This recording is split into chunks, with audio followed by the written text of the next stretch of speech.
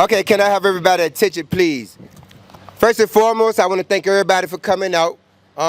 We tried to hold off to people get here, but most people were coming and leaving. So we don't want to keep holding off trying to wait till people get here because we're going to go on and do what we got to do. So we want to do this speech for Juneteenth and give y'all some relevant information about Juneteenth.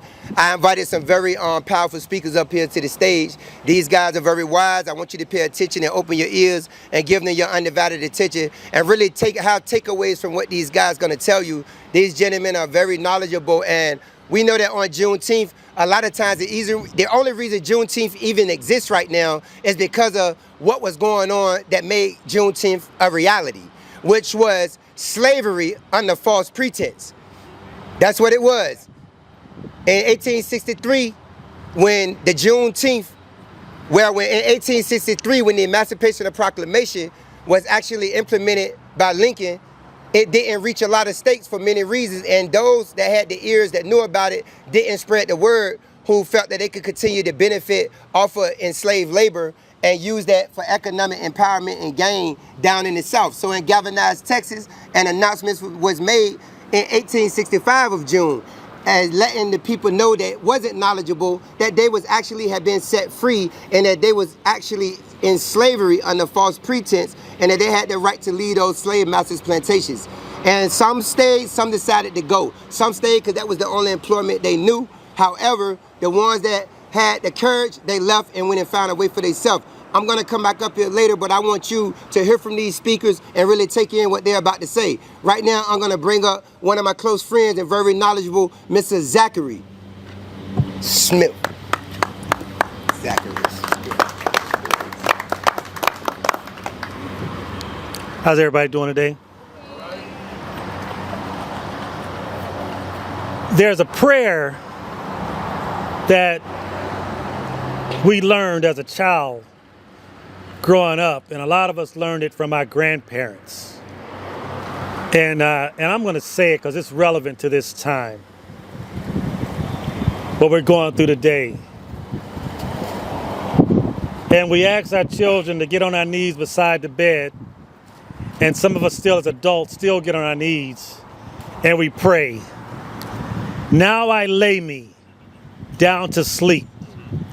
I pray the Lord my soul to keep. If I should die before I wake, I pray the Lord my soul to take. Wake up! We need to wake up. America needs to wake up. You can no longer put us to sleep. We are too wise. We are too smart. We understand too much. Parents, we must begin to teach our children about our past. If they don't know our past, it's hard to maneuver in our future. It's not what it used to be. For those of you that made it to the age 50, as a black person in America, you went through something. Whether it be on your job, whether it be in the schools, whether it be in college, we went through something. And it wasn't easy. It wasn't easy. I see our elders, and I'm one of them, with the gray coming out. It wasn't easy. Our grandmothers, our grandfathers, it wasn't easy. My heart is burdened because of the one word. They were slaves. They were slaves. They were slaves. America, you need to wake up. Wake up, America. Make America great again. Ha! already great. We are already great. We had and still have one of the greatest presidents that ever walked the face of the earth, Barack Obama. He didn't do everything the way we wanted him to, but the point is, he did what he had to do. And now look at the state that America is in right now. People have lost their jobs. People who were Republican lost their jobs. Democrats lost their jobs. Independents lost their jobs. There was no respect of a person when they did what they did. But Black America, I commend you, because we are one of the strongest races to the day that walk the face of this earth. We're resilient. We turned chitlins into a delicacy when it was supposed to be scraps. We need to wake up. And being Black in America, tell you what, family, we need to talk to our youth, our young people coming behind us, the next generation. Because if we don't grab a hold of them, there's going to be no one to take care of us. That's right. We are in a state of emergency right now. But don't let America tell you how to raise your kids. We have scholars. We still have the generation come behind us. We have doctors, we have lawyers, we have astronauts. Beyond music and sports, these kids, the next generation, they're smart.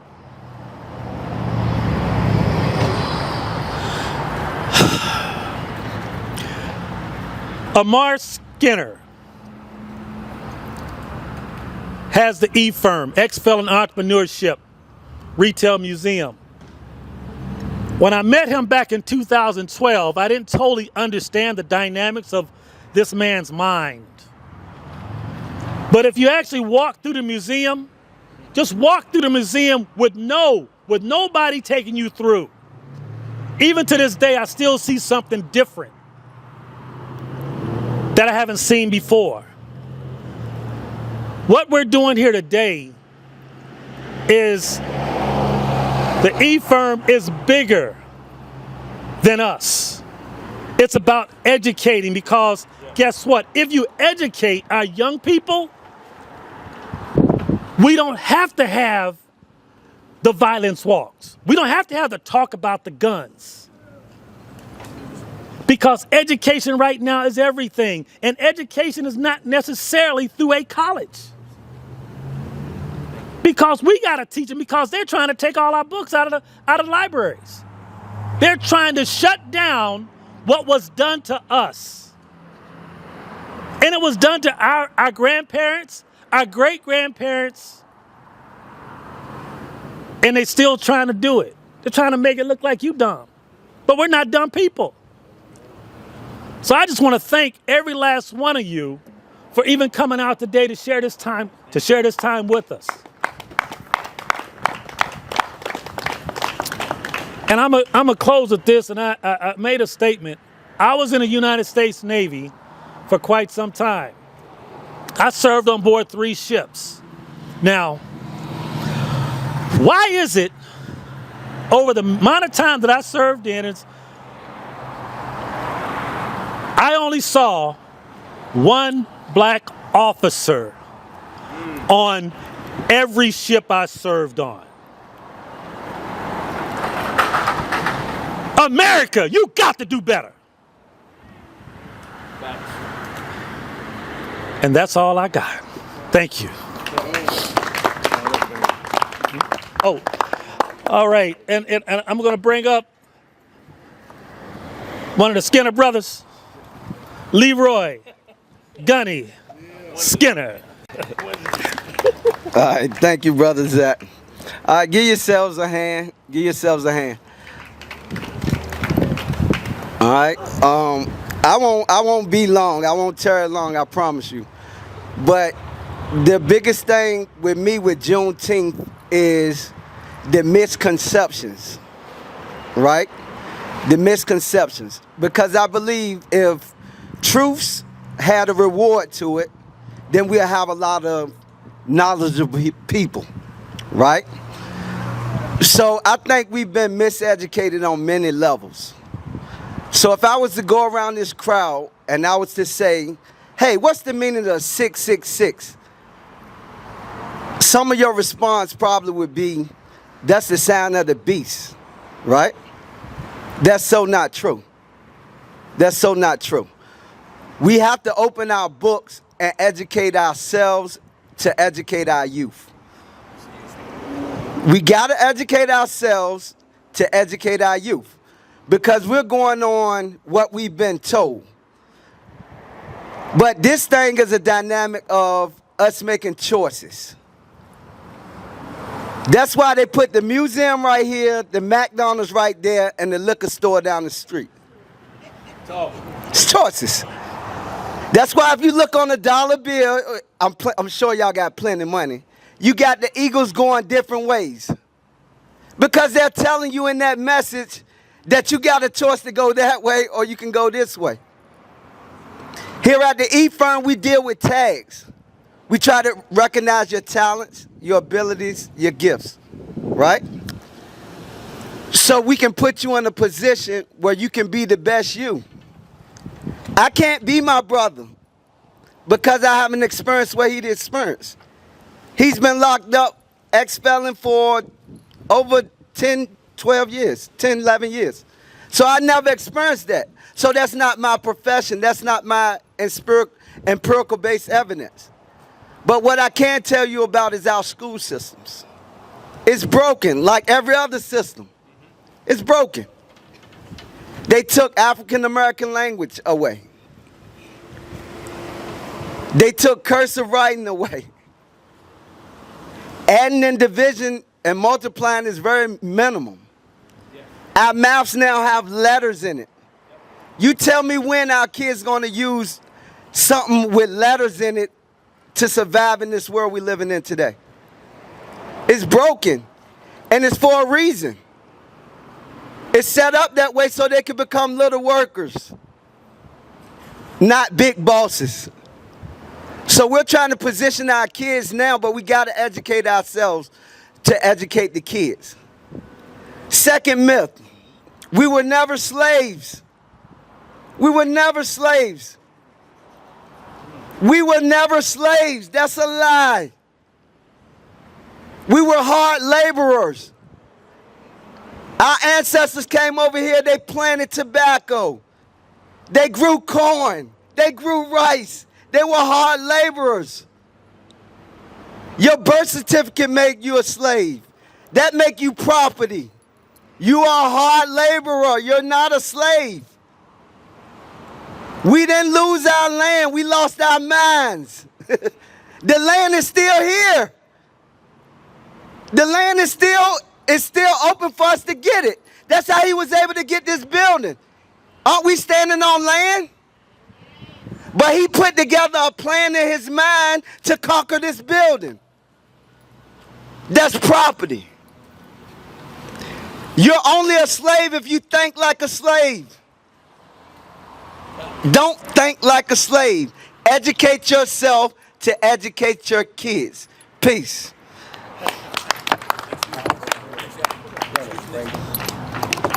Next, I'll be bringing on Mr. Booker. Give him a hand clap as you come. I thank y'all. I appreciate y'all. Now, I know these gentlemen came up here and they spoke directly from the heart. And I definitely can do the same thing, but I definitely got something on my heart I want to share with y'all, so I did prepare this speech. The name of the speech is The Price of Freedom, The Power of Self. So I want to say, first of all, good evening, family. I am Patrick Lee Booker, President of the new United States of America, a United States Advocate of Justice. Let me begin by thanking Amar Skinner for inviting me to speak on this sacred day, this day of remembrance, this day of celebration. and for me, a day of personal reflection. Juneteenth.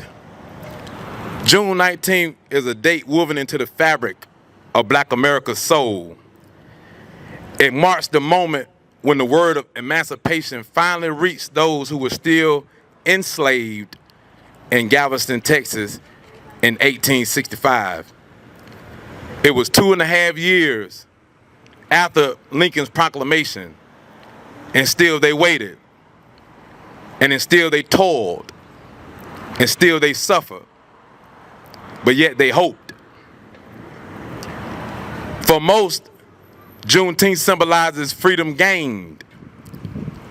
But for me, it also marks the day I lost mine. On June 19, 2002, I was taken into captivity, not just physically, but spiritually, emotionally, and mentally.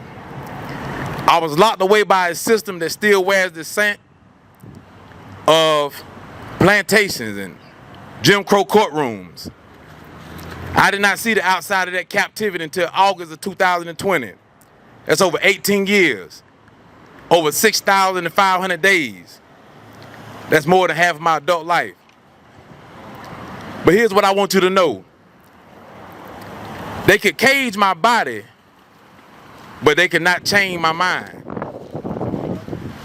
Because I made a decision. I turned that prison into a university. I made my confinement my classroom. I made solitude my sanctuary. I was not going to rot in idleness or sink in bitterness. I was going to rise. And so I studied, I read, I wrote, I reflected. I wrestled with hard truths about this country, about my skin, about this history. And most importantly, I wrestled with myself. I asked myself, why is the black male body seen as a threat in America? Why is our presence so often met with suspicion, with fear, with hostility? I didn't ask these questions to gain pity. I asked them to gain understanding. Because I knew that if I could understand, I could transcend. That journey of self-discovery was humbling. It was liberating. But I learned that freedom isn't just the absence of change. It is the presence of purpose. And I found mine. I found it in my words. I found it in my thoughts. I found it in the vision I began to shape. Not just for myself, but for my people, for our people, for this nation, and for the generations to come. So today, I stand before you not just as a free man, but as a transformed man. I am no longer a prisoner of circumstance. I am a custodian of conscience. I am no longer confined by America's expectations. I am now guided by my own convictions.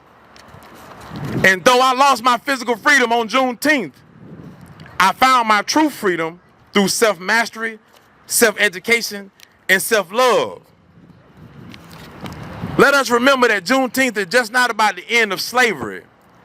It's about the beginning of responsibility. It is about what we do with our freedom, how we shape it, how we share it, and how we protect it. Let us not merely celebrate emancipation, but let us cultivate elevation. Let us use our collective power to propel us toward collective responsibility. To the youth here, never underestimate the power of your mind. Use your energy, your directed energy, to shape your destiny. And if the world tries to cage you, don't let them have your spirit. And to my elders, thank you for surviving so long, because you taught us what resilience looks like. We are here because you refuse to break. And to my brothers and sisters, we are the children of the people who refuse to die, who refuse to disappear, and who refuse to be forgotten. Our very breath is a testimony. Our very dreams is a dare. So I will leave you with this. I lost my freedom on Juneteenth, but in losing it, I found something even greater. I found myself. And now that I know who I am, I will never again be enslaved. Thank you. Happy Juneteenth. God bless you all. Mr. Gregory Reeves. Thank you, man. Thank you. Good afternoon. Good afternoon. Can everybody hear me out there? Good afternoon. Thank you for this opportunity to be able to share some words with you. Thank you, Amar, for the opportunity to just be able to be here. This is by no chance, people, just a Juneteenth celebration. Yes, that is a major part of it, but I'm going to go into a few things in reference to the E.F.E.R.M, and then I'm going to take you down a little small journey. And you never know who you're going to meet in this life. Anybody ever had that experience? I had that experience when I met Amar one day, not knowing that the path that he's gone down and the path that I have endured will come to be a connection for the motive, one of the many motives, one of the many missions of the E.F.E.R.M. And one of those is, can we go into the community and help the parents, help the children to stay out of the places and the things that we've been endowed with through our years of living? Yes, it can take place. Give you a little journey. 35 years ago, I started a career in corrections. And I speak this in this manner so you'll understand it. I've been on both sides of this fence. Yes, facts. Been on both sides of this fence. When that started, I never would have thought. I was working, for those of us that have been around a little bit, I was working for Kenny's Shoes. I thought I'd be selling shoes the rest of my life, let me tell it. But I just so happened the deputy director walked through one day. Now, prior to all of that, let me go back a minute. I was 7 years old, and I was told by many, and no race barrier here, no racism statement, but I was told by many, you're not supposed to play tennis, you're not supposed to play golf. Well, being told that, they gave me the drive as a young black man. Not only did I learn to play at 7 and golf at 17, but I went off to a tennis and golf scholarship to college. And I'm thankful for that. But that leads up to where I'm going to. In the midst of all of that taking place, I came into the correctional field in 1990 at what we would now call the Wall, 500 Spring Street. I learned a lot from the people inside, because you can learn a lot from a person that may be inside. In the process of that happening, I got taught a lot. And I bring up this one point, and I have someone that can back that up. And one of my aces, one of my confidants, he didn't know I was going to do this, but Mr. Moore sitting right here, he can tell you, we went through a lot of trenches together. We went through a lot of things together, but we're still here years later. I'm retired, he's retired. My point to it is this: in the midst of what I was dealing with and going through, I never would have thought that through the years of working in corrections, through the years of working in the system, people say is designed for incarceration. But if you really think about it, to the young people now, average age now 15 to 25, some young man is having an encounter with the police and the law, which takes away a lot of his freedom if he's charged with certain charges. But let's be real about it. How many white young men are being incarcerated in this hour now versus the black African-American men that are being incarcerated? I say that because it brings me to the next point. I now am a speaker and a coordinator for the National Mental Health Association, in which now I have the opportunity now to give back. That give back brought me to the point of meeting this young man, which gave me a platform that he'll be able to use in the days ahead. I go to national conferences and I speak at the conferences on mental health, first aid, and crisis intervention. I don't take it lightly as a serious passion. The purpose of the matter is, can you reach that child that they say can't be reached? That's the kid that I want. Give me that kid that you say can't make it. Somewhere, somehow, that kid can make it. We've got to spend the time, have the time, make the time to make it work. Don't tell me what you can do sitting on the couch as a parent when you're not out there trying to find out what your child is doing or not doing. We say they're in the streets. Jimmy is standing on the corner. Susie is selling herself. Take the time to tell them about some of the hell you raised through your years of coming up. In the midst of that happening, I found myself years later in a situation, never thought would happen, but it happened. I walked into work one day at Greensville Correctional Center. Lo and behold, I walked in to deputies with handcuffs waiting for me. They said that I committed something that never took place. And in the process of that happening, I told the deputies, do everything you need to do. Go through the procedures of what you need to do.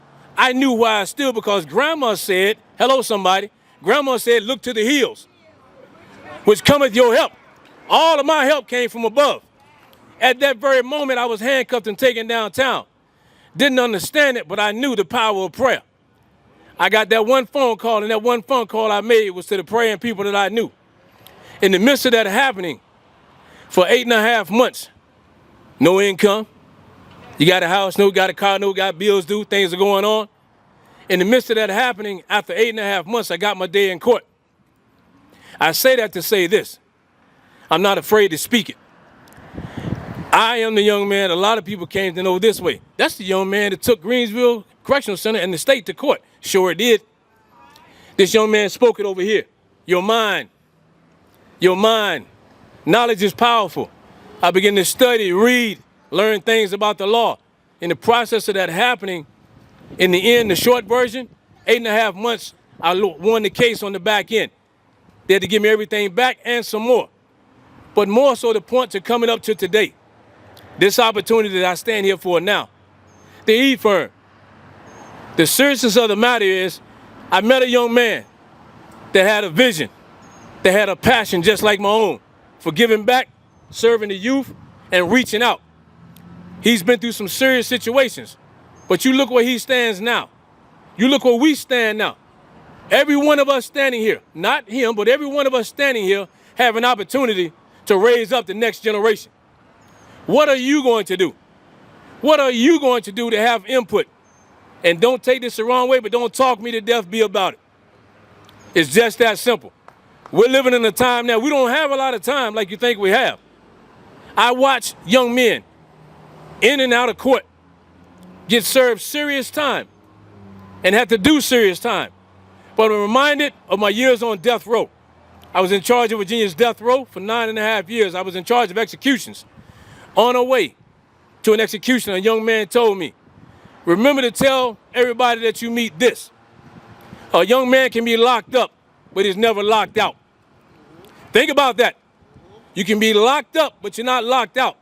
I never would have thought I would meet James and Linwood Briley, the Willie Lloyd Turners, the man with the gun and the typewriter that night, May 25th, 1985, that turned to me and say, let those people know that I'm letting them do this tonight. Yeah, that was me, that guy. I never thought that I'd walk into work one morning, 10:30 in the morning. Buck remembers this, or Felix, Mr. Moore, 10:30 in the morning on a Thursday. They take complete riot control, but you're there until the next Wednesday because you don't have no control. And I stand here by the grace of God that I'm able to speak about it. I don't take it lightly, but again, back to the youth, the seriousness of the matter. I applaud this young man, not because of the building, not because of what you see here, not because of the cookout, not because of the food, because of the passion. You got it. The passion, I say you got it. The passion in his heart. Thank you, Buck. It's his heart. That was my next thing. The passion in his heart to want to see and show by example. By example. Here's a man that was incarcerated. And I remember the first words that he told me that day we met. I'm thankful to you, man. He said to me, I looked at the opportunity that was in front of me. This could have been incarceration. It could have took me down. Let me tell you something. 35 years looking at you in the system. The system ain't designed always to raise you up unless you're willing to raise yourself up while you're there. In the midst of it happening, Incarceration, they say rehabilitation. Now, some things keep rehappening. The rehabilitation is not where it should be in this hour we're living in now. The rehabilitation is not there. Yes, they have GED programs and educational programs, but his statement to me was, I'm going to take the time that they've given me to make something better than what I had when I came in here. This is why you see what you see. Yeah, you can applaud to it, because I would. This is why you hear what you hear. This is not a joke, people. This man has a heart for doing what he's doing. I'm not saying it because he's sitting behind me. This is stuff I speak, and he'll tell you. I meet people all across. I just flew in from Missouri. I meet people across, and I constantly talk about this young man. It's worth talking about. I leave you with this before I introduce him. I was speaking to this young lady and this man here. This is what drives me. A few years ago, coming here to Suffolk, I met a young man on Butte Street. I met this young man. How did I meet him? He was beating his mother with a frying pan. I walked in the house and saw this with my own eyes. But here, watch this. Because of things like Amar is doing, from the heart, wanting to give back, I coached this young man. And a year, 2 years, 3 years, 5, 6 years later, I see him in a drive-through here in an Army uniform, walking to me and say, hey, man, I think you look like the guy that I need to thank. Well, it depends on what you're talking about, son. He told me, you met me when I was beating my mother with a frying pan. Took me back to a car sitting behind me with his wife in it, a child telling me he was back in Suffolk just to buy his first house. You can keep the money. I'd rather let that be my pay. That's the story that I look for. That's the testimony that you want to have. Now, coming to where he is now, you look at all of this. He took me on a tour inside of here. The E.F.E.R.M itself, if you ever have the opportunity, God knows, if you ever have the opportunity to walk through and to see it, you're going to see that mission, that passion, the heart, and then you're going to see the drive that drives this man to want to reach back out to us. Don't just sit here today, I came out to the Juneteenth. No, man, you are the advertisement. Tell somebody about what you're hearing. Tell somebody about what this young man is doing. That way they can come through and be a part of it. That way they can come through and be an input, not an output to what's going on. Because when it's all said and done, it may very well be your child, your child, your child, your son, your daughter that we have to reach out to. And the thing that I love about him so much, he does it in humility. Unless he said it to you, you'll never know. You'll never know how much this man pours out through a podcast, through just reaching out, through doing things like you're doing today. Again, Amar Skinner deserves, man, I can't even give him the accolades. I don't have enough. But I'm thankful that this brother has this heart and this passion for what he's doing. That's what made me become a part of it. And I'm with E.F.E.R.M, and I hope you're recording this real good. I'm at E.F.E.R.M until. ... That's just how serious I take it. Okay?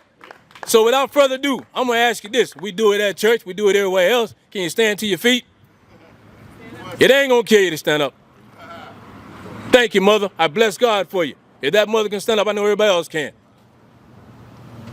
I want to introduce to you, for some that know him, some that don't know him, some that will come to know him, Mr. Amar Skinner, the owner, operator. Yes, give it up.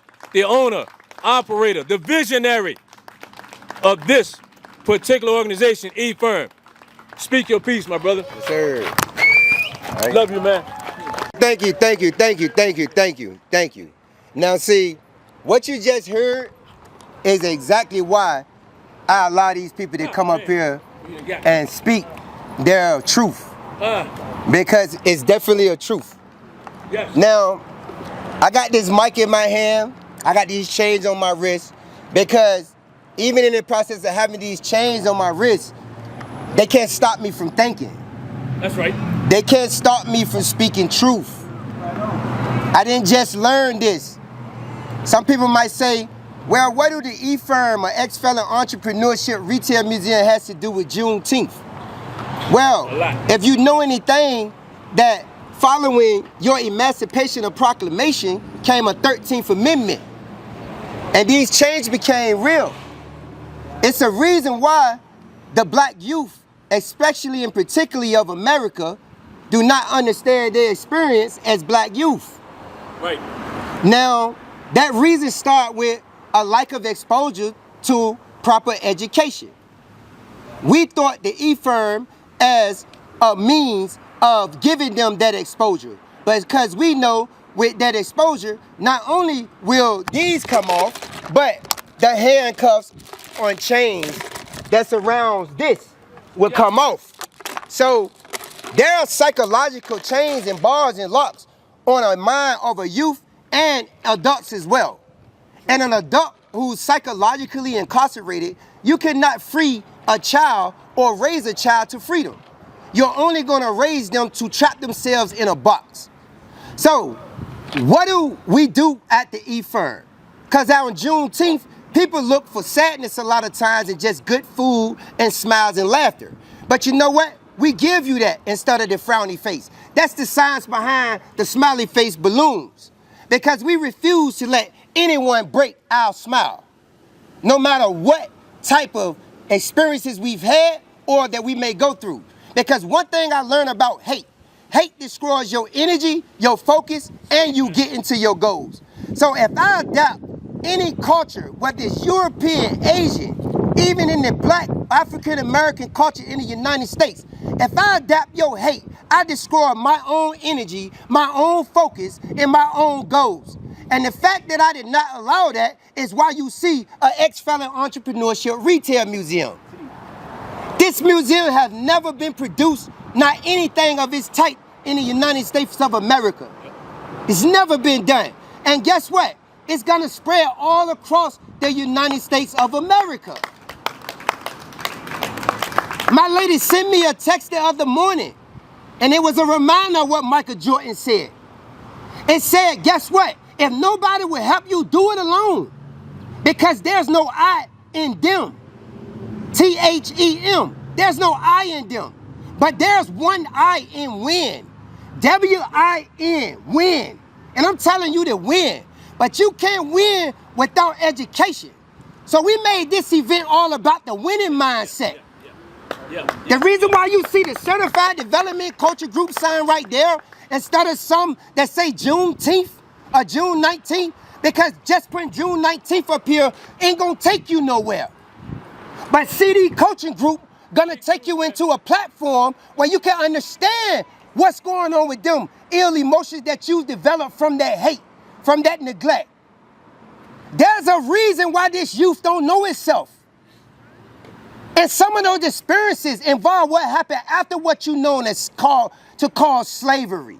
Or like my brother said, they wasn't slaves, but I get into what he meant about that.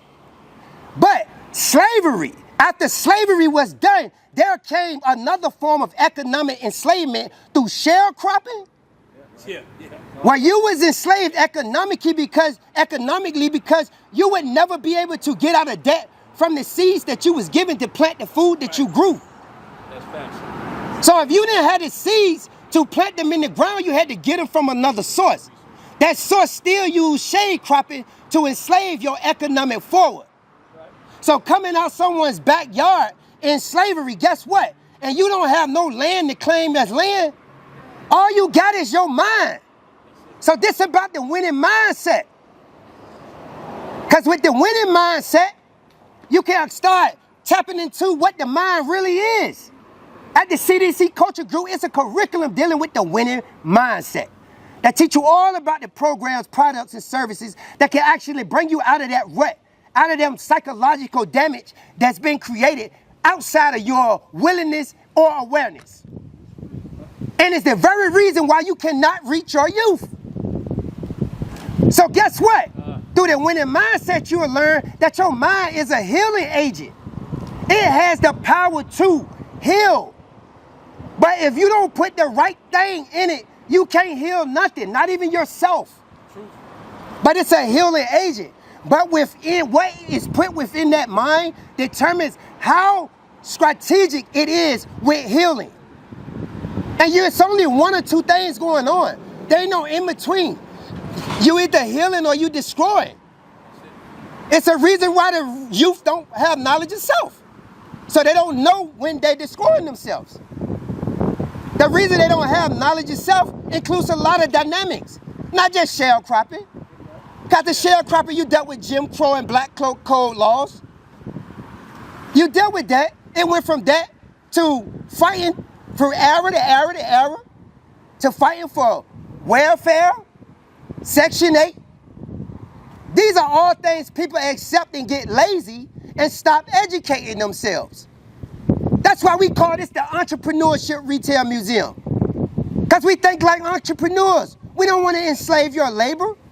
We want you to become partners. So where did we start at? We started creating a political block that I want every one of you to be on. That political block allow us to vote as a group. We call this the Certified Development Culture Group for a reason. The group, the smallest word in the company, but we understand that the group is the most powerful dynamic of the company. Because no individual is perfect, but my imperfections are balanced with the perfection of my brothers and sisters that surrounds me. So I'm not scared to identify a weakness. Right. Just like I identify my strengths, so I can use them well to help my people. But my people got to want their help. You have a lot of people in this city know about this event. They didn't know what their youth was missing because they're influenced by a lot of ignorant so-called leaders who are enslaved themselves and only want a spotlight, but they have no life, meaning no knowledge to give them. They come up out of their conditions after Juneteenth. So guess what? They're going to have Juneteenth events, and I hope they heard me.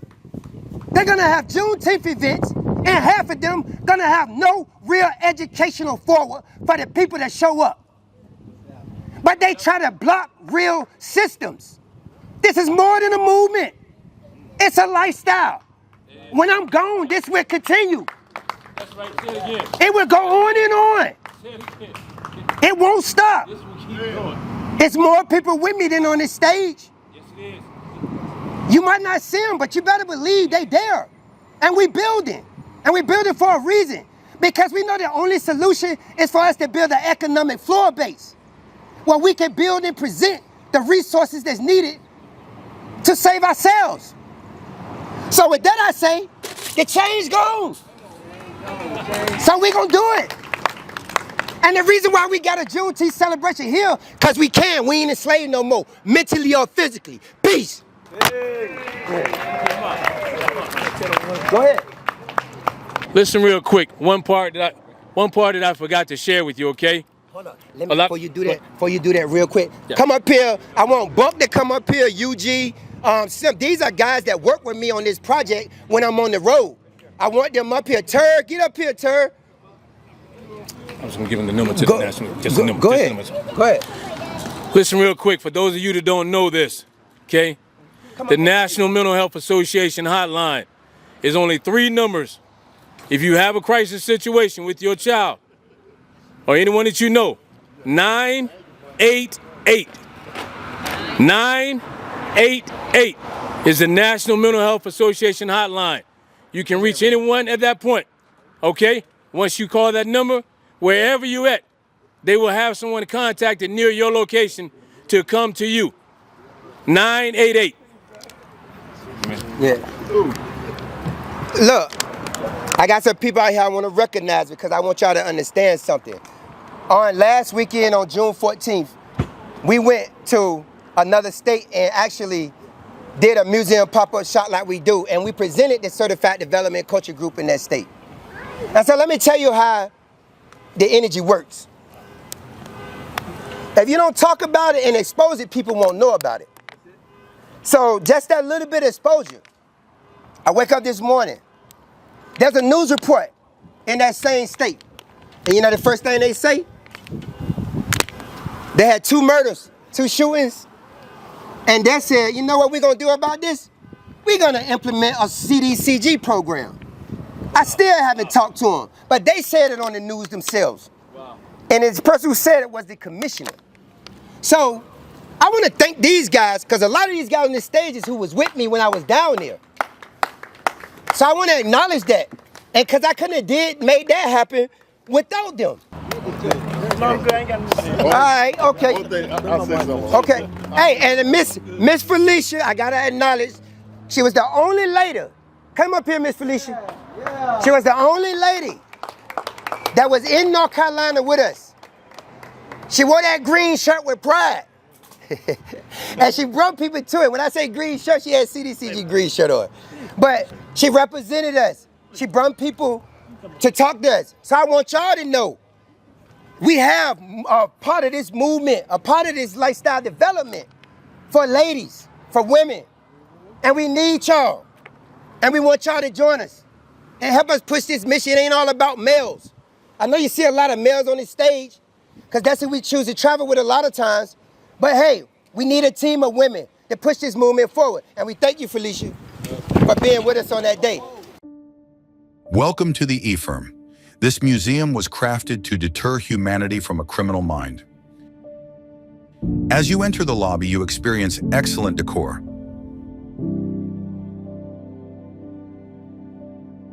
Next, you enter our courtroom, where we conduct our correcting them straight to a hearing. Every person convicted of a crime will spend time in our cell, sentenced to 1 minute for every year given by our CD coaching group judge.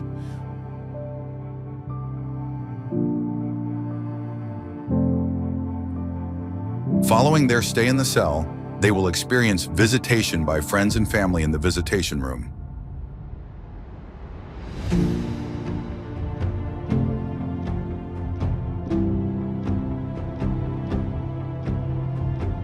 Next, your tour officially starts.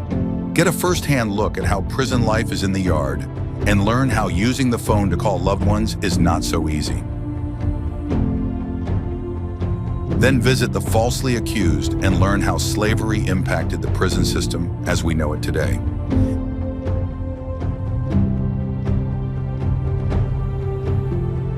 Next, you get a lesson on police brutality, death row, and how women are impacted by prison.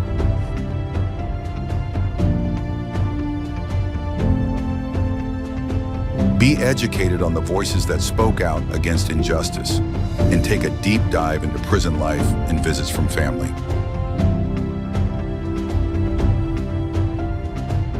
Learn that education does not stop after incarceration, and how to get on the life path to turn your life around.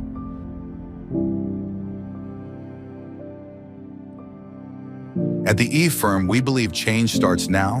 Don't let your loved ones become an American prisoner. Pay for their education now or pay for their lawyers later. Visit us at E.F.E.R.M.org to experience the tour.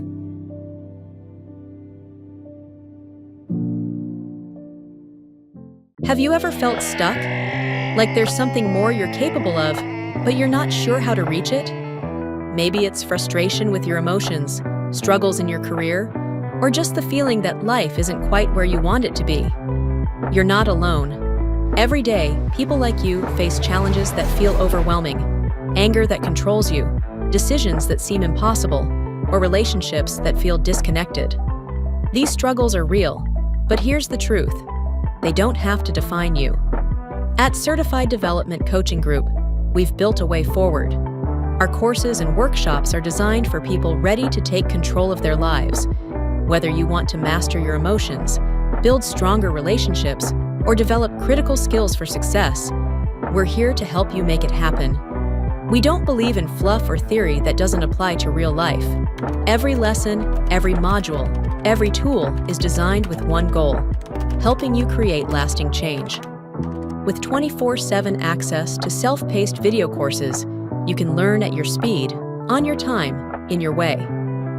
Start with one of our free courses. Get a feel for how our process works and see how small steps can lead to big changes. Or dive right in with one of our premium workshops, crafted to help you unlock your full potential. The hardest part is starting, but once you do, you'll see that transformation isn't a distant goal. It's within reach. You just need the tools, the guidance, and the belief that you can do it. And we'll be with you every step of the way. Certified Development Coaching Group. Start your journey today. Explore courses below and take the first step toward the life you've always known you're capable of.